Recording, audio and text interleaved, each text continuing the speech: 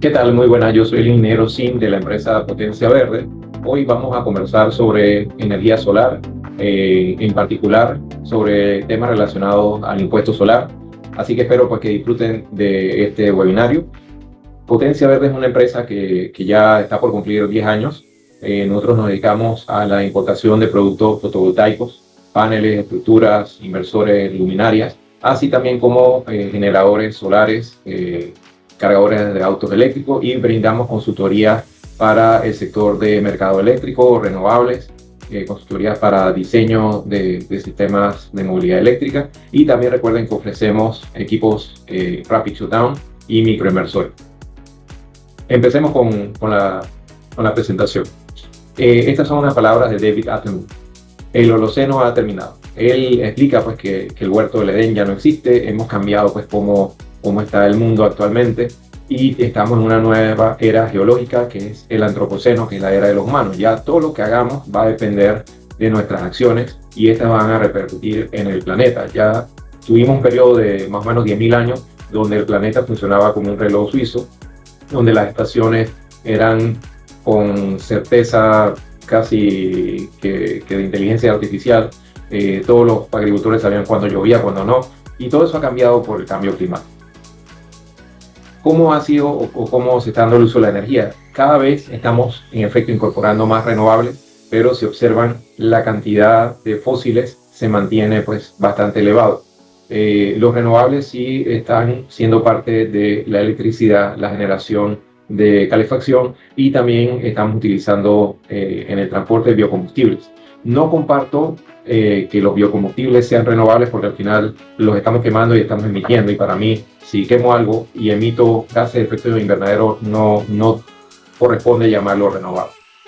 Las inversiones a nivel global están creciendo, como pueden ver. Solar se ha destacado pues, estos últimos años y sigue creciendo con inversiones de más de 500 billones. La eólica se mantiene bastante estable, pues creciendo también, al igual que otras tecnologías.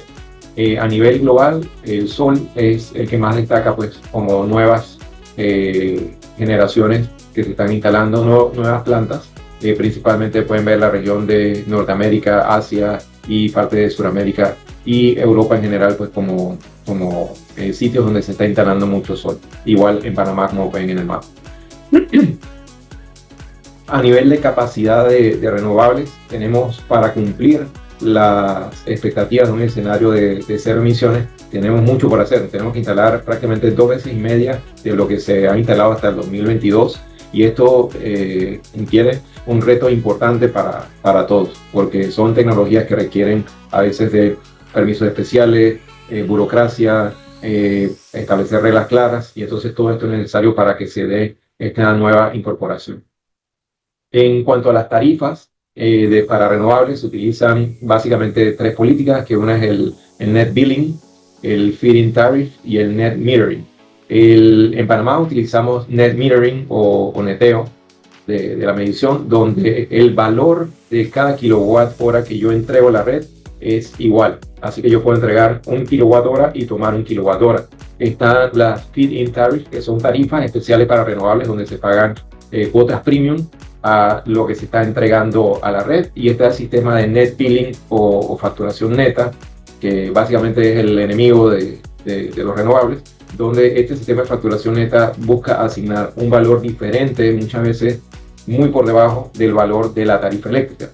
Entonces en Panamá ahora mismo tenemos net metering, que permite valorar de 1 a 1 la energía que se entrega a la red en el caso de los techos solares, pero net billing busca deformar esto totalmente y tener, por ejemplo, una tarifa de 30 centavos, que es la que yo pago al tomar energía de la red, pero entonces cuando yo entrego energía de la red quieren valorarlo en 6 centavos. Entonces es una desproporción de prácticamente un 75% que se le mejora las condiciones.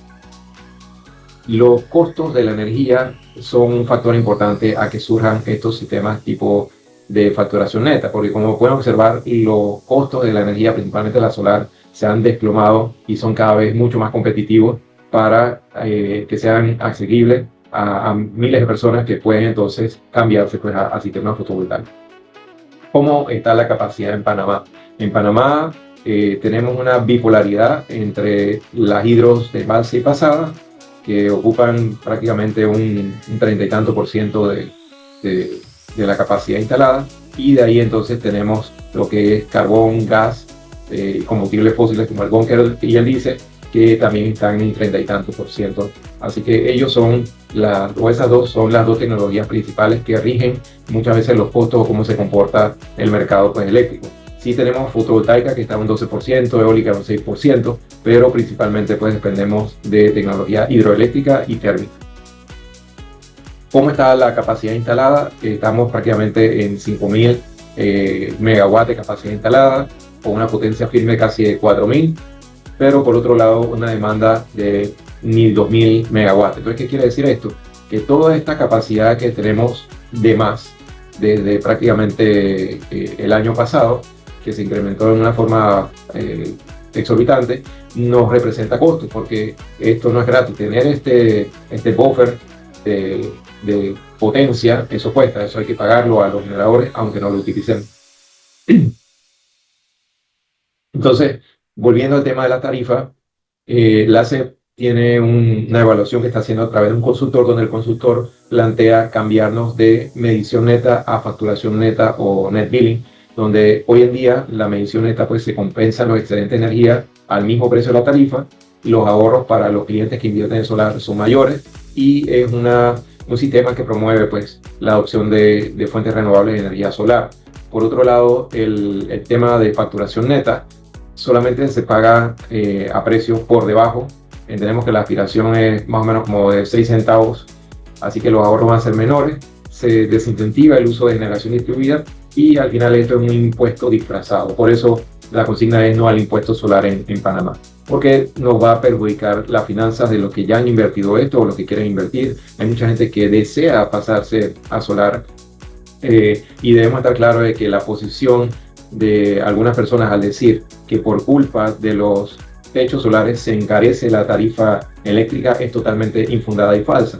Únicamente estamos mal contados en un 4% de techos solares del total de la energía utilizada en Panamá. Un 4% proviene de esos techos solares, y es irrisorio decir que eso causa el aumento de las tarifas, cuando lo que causa el aumento de las tarifas son las indexaciones que tienen los contratos eléctricos, los altos cargos que estamos pagando de costo fijo por potencia, y la mala administración pues, de muchos contratos que se han incorporado a nuestra matriz energética en perjuicio de los usuarios, cuando debemos estar abrazando la posibilidad de utilizar solar para cultivos, para residencias, para comercios, para incluso esta imagen de la derecha del canal de Panamá que tiene paneles solares flotantes. O sea, hay una gran versatilidad que podemos utilizar la tecnología solar para dar un aliciente a un mercado que está cautivo por un monopolio del sector eléctrico. Ahora una observación en cuanto a cómo llamamos las cosas. Es importante recordar que lo que produce la electricidad o la energía solar son celdas solares. Esas celdas solares forman módulos solares, que vendría a ser una unidad, mal llamado un panel solar. No existe panel solar, aunque bueno, ya yo me he acostumbrado a que así se le llama, y todo el mundo dice un panel o dos paneles, pero en realidad paneles son conjuntos de módulos. Como ven en este ejemplo, hay 3 módulos, eso es un panel. Y entonces ya cuando tenemos arreglos o conjuntos fotovoltaicos, o en inglés arrays, es que tengo grupos, en este 4 de paneles. Tenemos 4 grupos de paneles, que cada grupo tiene 3 módulos. Entonces esto es un conjunto fotovoltaico. Solamente para aclarar términos, aunque en realidad ya me da un poco por vencido, porque todo el mundo le dice panel solar a todos, sea uno o sean 1000. Entonces, volviendo al autoconsumo solar, ¿cómo funciona esto? Bueno, básicamente yo tengo una curva de carga, que es la línea negra que observan aquí, y esa línea negra es la carga del cliente. Entonces, con la producción solar voy a generar una curva, que puede ser esta curva naranja, y como ven, hay excedentes por encima del requerimiento del cliente. Ese excedente, de forma financiera, no física, porque no es que los electrones se están guardando en ningún sitio, pero simplemente al ser incorporados a la red y contabilizados, yo voy a poder descontarlo cuando utilizo energía en la madrugada o en la noche. Entonces, de esa forma, esta curva fotovoltaica yo la voy a distribuir sobre mi curva de carga. Y si el total de energía bajo esta curva y bajo la otra curva son iguales o muy similares, va a pasar que el cliente posiblemente o no pague nada más que los cargos fijos, o que tenga un cargo pues mínimo de uso de energía. Entonces esto lo podemos lograr a través del uso muy sencillo de microinversores, donde yo puedo conectar aquí 4 paneles solares, 1, 2, 3 y 4, y aquí ya tengo una salida de 120 voltios, y estos equipos me permiten pues de forma muy sencilla disponer de energía solar. Los paneles solares debemos también analizar qué estamos usando en base a sus eficiencias, qué certificaciones tienen, la garantía del panel, que usualmente es 10, 12 años, la garantía de la producción, que en este caso, este ejemplo, son 30 años con estos paneles Blue Carbon, y con una degradación muy competitiva que tiene de 0.4% al año a lo largo de 30 años. Entonces son características que debemos evaluar al momento de escoger un panel solar adecuado para nuestro proyecto. Asimismo, como las condiciones o las especificaciones de la ficha técnica, que podrán estar dados en base al Standard Test Condition o al Nominal Module Operation Temperature o la temperatura de celda. Cualquiera de estas tres nos sirve como referencia comparativa de qué características tiene un panel. ¿Cuál debemos usar? Bueno, va a depender del análisis que estemos realizando. Cuando intentemos pues estimar producción real de los paneles solares, de repente para algunos sea más útil utilizar el NOC, y las especificaciones del NMOT o Nominal Module Operation Temperature. Para algunas empresas prefieren utilizar esta, especialmente si son paneles que reciben mucho sol. Entonces, todas estas condiciones de prueba debemos validarlas al momento de ejecutar. Asimismo, los paneles tienen certificaciones internacionales, como son estas que ven aquí, que son del IEC, como son el rendimiento, durabilidad, seguridad, resistencia a corrosión salina, la degradación, resistencia a metales. Hay algunas normas también que se piden por áreas que tenga en Europa certificación europea, en Estados Unidos el UL, y también pues se exigen pues gestión de calidad del medio ambiente y la seguridad laboral de la fábrica. Entonces todo esto debe ser evaluado al momento pues, de tener un panel que sea adecuado para tu proyecto y para posiblemente el sistema de financiamiento que puedas tener, porque de seguro van a tener experiencia relacionada a muchas de estas certificaciones. Okay. Los consumos de electricidad en la región, como se están dando, como pueden ver, Panamá está aumentando significativamente su consumo en comparación a otros países de la región, por lo cual tenemos que buscar la manera de establecer nuestra seguridad energética buscando cubrir esos consumos con energía que tengamos a disposición en Panamá y no importar hidrocarburos que al final se escapa de nuestra mano si hay una guerra, si hay alguna escasez o alguna situación que encarezca pues, nuestro acceso a productos que al final va a encarecer la electricidad que podemos producir a través del sistema térmico. Entonces ahí es donde por ejemplo, sistemas para autoconsumo solar entran. Aquí pueden ver cuál es la situación hasta abril de este año, donde tenemos 163 megas de techos solares que están repartidos entre EDECHI unos 11 megas, EDEMET 76 megas y ENSA 75 megas. O sea que prácticamente EDEMET y ENSA son donde están ubicadas la mayor cantidad de plantas fotovoltaicas, ya sea residenciales que posiblemente estén en este rango de las BTS, y ya comerciales o industriales pequeñas que pueden estar las BTD, BTH, y también ya pues nivel industrial más grande las MTD. Entonces sí se está viendo una participación en los diferentes tipos de clientes para el uso pues, de energía renovable. Ahora mismo tenemos un tope que está en un 4%, como pueden ver aquí hasta abril estábamos prácticamente en 3% en EDEMET y ENSA, así que muy cerca de llegar al tope que tiene establecido la CEP. Este es un tope que no se hizo mediante ningún tipo de estudio, simplemente se asignó y se ha estado subiendo de porciento en porciento cada tanto, y por eso es muy importante hacer un estudio completo que, digamos, certifique qué capacidad puede absorber la red, aunque esto debería verse en términos técnicos específicos de cada proyecto que se desea interconectar. También hay una limitante a nivel de capacidad, o sea, de la demanda, que está ahora mismo en un 13%, como tope, y como pueden ver en esta ya está en casi un 11%, casi un 9% en el metro. Entonces, ¿cuáles son los beneficios de la generación distribuida? Nos ayuda a reducir la factura eléctrica, nos ayuda a reducir pérdidas de transmisión y distribución, nos ayuda con ahorros al sistema eléctrico nacional. ¿Por qué? Porque nos puede reducir costos en el mercado spot o mercado ocasional, nos puede reducir costos de generación obligada y asimismo también reducir costos de inversión en la red. Y esto sin considerar también que una reducción de emisiones que vamos a experimentar y genera empleos verdes. Ya en Panamá, en la cámara solar, tenemos empresas que están acaparando un total de un poco más de 5.000 empleados, o sea, 5.000 personas que están contribuyendo a la transformación energética y ayudando pues a producir energía limpia. Aquí pueden ver las pérdidas de TESA, que están más o menos en 4% del total de la energía, lo cual es muy importante, y posiblemente esto cuesta mucho más que lo que puede estar costando la energía solar que se inyecta a la red, porque aunque tenemos 4% de energía de la red, hay que analizar con profundidad si en realidad ese 4% o qué tanto de ese 4% en realidad se manda y se retira de la red, porque posiblemente sea mucho menos. Aquí podemos ver la expectativa del crecimiento de Panamá, de un cuadro de TESA 2020, y es claro que vamos a seguir creciendo como país en consumo de energía, por lo cual posiblemente ese 4%, que aunque ha ido creciendo rápido, se va a quedar un poco atrás por los crecimientos pues, que se esperan en general de la demanda de energía, porque Panamá es un país que, Dios mediante, vendrán inversiones importantes que van a generar consumos importantes, y Panamá tiene mucha edificación vertical que se dificulta pues la incorporación de techos solares.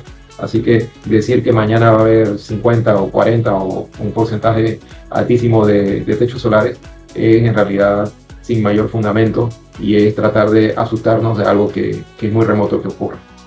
Aquí pueden ver otras proyecciones del PECIN, del plan de TESA, donde se espera pues crecimientos de 5% para los próximos años, y de seguro en valores absolutos muy por encima de lo que va a poder crecer los techos solares.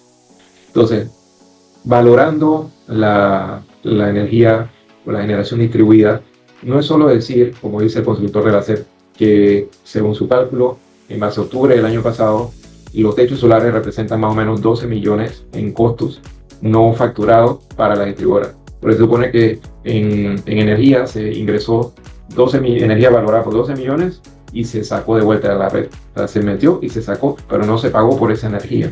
Pero aquí no estamos viendo en ese análisis, que es lo preocupante, cuál es el valor, porque en efecto hay un costo que nadie lo niega, pero también tenemos que valorar cuál es el aporte de la energía fotovoltaica a nivel de generación distribuida. Entonces, esto está en el diferimiento de inversiones en la red, la reducción de picos, un complemento a un mix energético y ahorros en el mercado de spot y posiblemente también en generación obligada. Aquí podemos ver la curva de consumo de Panamá, donde básicamente empieza a subir aquí a las 6, llega a sus niveles más altos cerca del mediodía y baja un poco hasta estabilizarse y ya caer en la madrugada. Pero si le ponemos una curva solar del país, posiblemente la curva va a ser muy similar a la curva de demanda. Entonces, eso que nos dice es una oportunidad importante para que los techos solares ayuden a reducir esto, que se va a traducir en mejores costos para todos. Y lo podemos ver de lo vivido en el 2023 con el costo marginal del sistema, que aquí no tiene nada que ver los techos solares. Esto es por falta de contratación, esto es por falta de disponibilidad de algunas tecnologías para cubrir las demandas, y podemos ver que llegaron a precios de casi $200. Estos son promedios, o tuvo precios más altos, $200 el megawatt hora, que son básicamente 20 centavos el kilowatt hora solamente en generación. Y eso se está llevando a la tarifa y simplemente lo estamos sacando para no afectar a los clientes mediante subsidios, que son subsidios que encarecen otras cosas en Panamá, porque son subsidios que no estamos utilizando, que usamos para pagar energía y no para mejorar educación, caminos, hospitales, centros médicos. Entonces todo eso afecta la calidad de vida de los panameños que no se reparen tantas calles como se debería, afecta costos para industrias, comercios. Entonces, indirectamente, esos subsidios que van, esos cientos de millones a empresas eléctricas, a pagar demanda o potencia, contratos de potencia en gran parte, nos afecta como país. Entonces, esto hay que cambiar. Desde mayo del 2024, esto empezó a bajar y es por la entrada de una nueva planta de gas, pero esto no se va hacia un costo. En efecto, el costo marginal del sistema se ha reducido, pero se están viendo los impactos tanto en subsidios como en tarifa. Entonces, plantear que esto es maravilloso y la solución es una verdad media, porque todo esto que se redujo lo estamos pagando por otro lado, y la prueba es que recientemente se pagaron 137 millones en subsidios en un solo semestre. Entonces, ¿de qué estamos hablando, no? ¿Por qué hay que defender el net metering o la situación que tenemos actualmente o las reglas actuales? Es la seguridad jurídica de quienes invertimos en techos solares, estabilidad para proyectos nuevos, un esquema que reconoce el aporte de la generación distribuida, es un esquema que impulsa a la transición energética. Y aquí podemos ver que estos costos que hablan de más o menos 12 millones son nada. Miren cuántos millones se están pagando a las empresas distribuidoras. Estos son ingresos de 600, 700 millones al año, y están peleando 12 millones que dejaron de facturar con techos solares y queriendo afectarlos con un sistema nuevo que en California, cuando se instauró, bajó del 100% que había de proyectos solares o de solicitudes de proyectos solares, se cayó a prácticamente un 10% de las solicitudes que había, porque simplemente no hace sentido ese esquema para instalar paneles solares. Y como no se definieron adecuadamente las reglas para baterías, que eso es lo que deberíamos estar enfocándonos aquí antes de hacer cualquier cambio, el mercado de baterías tampoco fue el que despegó. O sea, que no es que se trasladó de techos solares a techos solares con baterías y no pasó nada. No, se perdieron muchísimos empleos, se ha perdido inversión, y eso es lo que debemos evitar aquí en Panamá. Aquí podemos ver la tarifa. La tarifa desde el 99 a la fecha ha ido para arriba. Ha tenido subidas, bajadas, pero ha ido hacia arriba, en muchos casos gracias a subsidios, pero la tarifa en general va hacia arriba. Y ese temor de que la tarifa va a seguir subiendo y que los clientes tenemos un escape con los techos solares es el temor que tienen muchos, y por qué quieren cambiar las reglas para que no podamos seguir instalando más techos solares, cuando debemos abrazar la opción de techos solares para que ayudan a robustecer nuestra red. Entonces, ¿cómo debemos ver esto? Este es un estudio del Lawrence Berkeley Lab que se hizo hace algunos años, pero pienso que representa las características de lo que tenemos en Panamá en este instante. Entonces, ¿qué son los primeros puntos que debemos analizar al momento de evaluar qué efectos causa o no la generación distribuida en la tarifa eléctrica? Lo primero es la penetración. O sea, qué cantidad de energía en realidad se está inyectando a la red y sacando de vuelta. Porque yo puedo tener una instalación fotovoltaica que es un comercio, y tal vez en el día prácticamente al estar el comercio funcionando se consume un porcentaje muy alto de esa energía, así que no se inyecta casi nada a la red. Puede haber casos de clientes que instalaron simplemente algunos cuantos paneles para bajar un poco su cuenta, pero siguen pagando cargos a la red. Entonces, este nivel de penetración es importante, porque no es lo mismo hablar de un 4% mal contado a ver ya valores de 20, 30%, porque definitivamente los impactos son diferentes. Está cómo es la compensación solar, o sea, cuánto se está pagando, cuánto es el costo de la tarifa o el costo del servicio, que es todo COS, y la relación entonces del valor, porque una cosa es por lo cual se compensa los electrones solares, y otra cosa es cuál es el valor que en realidad está aportando al sistema. Entonces, con estos parámetros es que nosotros debemos hacer una apreciación y evaluación para decir si a tal penetración se está afectando a los otros clientes o no, o en qué medida, porque todo es relativo y va a depender principalmente del porcentaje de penetración y del valor de esa energía solar para el sistema. Entonces, aquí hay unos ejemplos. Por ejemplo, este sería el net metering, donde la compensación solar es igual al costo del servicio, o sea, igual a la tarifa, que es lo que tenemos en Panamá. Y aquí podemos observar que para esos casos, para penetraciones de un 100%, si en efecto el valor solar es igual al costo de la tarifa, no hay ninguna afectación a los usuarios. Si yo asumiese que el valor solar es la mitad de lo que se está pagando en tarifa, o sea que si la tarifa es de 30, pero yo digo que el valor de solar es de 15 centavos, entonces ya podemos ver que para tal vez un poquito más de 5 a 10%, la variación en la tarifa sí puede estar afectando, pero sí, a ver aquí, está en menos de un 10%. Entonces, posiblemente versus los otros beneficios que hay de creación de empleo, de reducción de emisiones, eso es compensado. Pero aquí en Panamá lo principal que debemos determinar es eso, cuál es el valor de la energía solar. Entonces, ¿qué pasa en un escenario donde la compensación puede ser de la mitad? O sea que si la tarifa son 30 centavos, nos compensan 15 centavos. Entonces pueden observar para valores donde el valor solar es igual al de la tarifa, entonces se aplican beneficios para el cliente y se le está reduciendo el costo de la tarifa. O sea que en realidad los clientes que no tienen techos solares están reduciendo su costo de tarifa gracias a los que tienen techos solares. Pero por otro lado, si tanto el valor solar como la tarifa puede ser una relación de 50%, no habría afectación a los clientes. Únicamente si el valor solar fuese cero, entonces pagando por ese sol el 50% de la tarifa, tal vez para valores de penetración de un 10%, entonces estaríamos viendo una variación tal vez de un 5% del costo total para los clientes que no tienen techo solar. Entonces, como ven, las sensibilidades van a depender de cuánto vale esa energía solar, cuánto es la compensación de esa energía solar y qué porcentaje de penetración nos encontramos. Entonces, sin ese análisis no podemos cambiar las reglas del juego y decir simplemente que se mete y se saca una energía que no se está pagando cuando puede haber beneficios adicionales. Entonces, ¿qué ha pasado en Estados Unidos en cuanto a la penetración? Si ven, en sitios como Hawái, ahí se observan penetraciones grandes porque particularmente es un sitio donde la energía es extremadamente costosa, porque es una isla que está en el medio del Pacífico y llevar combustibles allá es muy caro.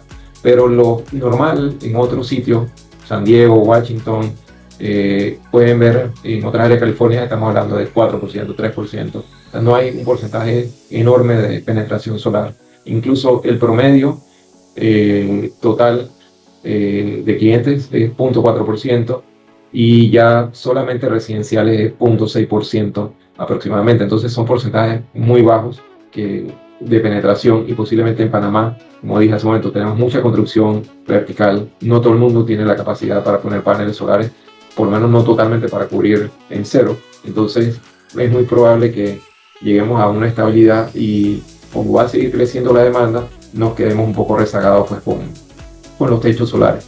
Aquí viendo gráficamente se observan el promedio de penetración para el 2030. Se espera que no llegue tal vez ni a un 3% en promedio. Sí va a haber, como dije, estados importantes por su recurso o por su situación de costo energético que tal vez van a apuntar a porcentajes más altos, pero igual estamos hablando de tal vez máximo un 14-15%. Y en cuanto al valor de la energía solar para estos sistemas, aquí pueden ver que hay valoraciones que están en 200% del valor de la energía, 30%, 40%, 100 y pico, 90%, 100 y tanto. Así que esto hay que revisarlo y analizarlo, porque dependiendo de las condiciones de cada sitio, y en particular porque en Panamá tenemos una curva de demanda muy parecida a la curva solar, el valor solar posiblemente va a ser igual o mejor que los costos o la tarifa en penetraciones pequeñas de menos del 10%. ¿Cómo hay que analizar esto? Lo primero es saber cómo afecta el net metering a los otros usuarios o a la tarifa en general. Entonces, si ven aquí, los impactos que se esperan están tal vez en 0.03 centavos el kilowatt hora. Es una cosa mínima.